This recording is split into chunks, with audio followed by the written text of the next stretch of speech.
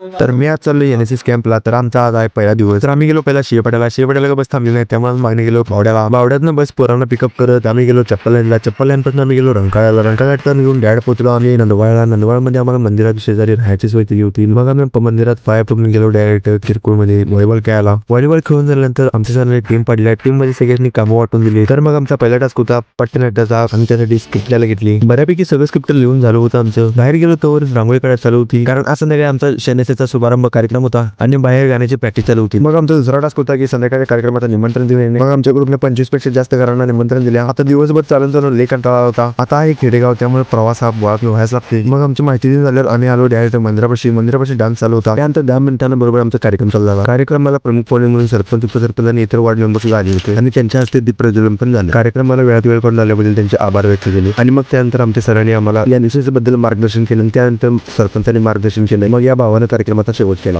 इकडे 180 चपाती करायचं चालू होतं आणि त्यात आम्हाला आमचं ताटं गावलं. मी ताटं घेऊन आलो रांगेत बसले. मग आम्ही जेवणात म्हणून जेवणाला सुरुवात केली. मला जरा जेवायला उशीर झाला म्हणून माझी मित्र मला कंपनी यायला बसली होती. तर हा आजचा ब्लॉग इथे संपतो. तुम्हाला हा ब्लॉग आवडला असेल तर लाईक करा, शेअर करा आणि डे 2 साठी आत्ताच फॉलो करा.